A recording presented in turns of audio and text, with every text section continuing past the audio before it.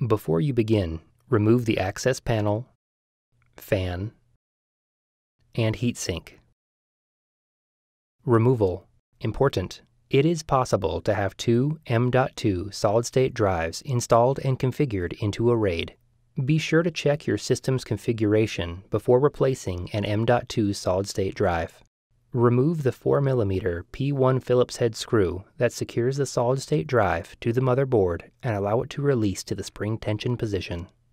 Grasp the solid-state drive by the edges and pull gently to remove it from the slot on the motherboard.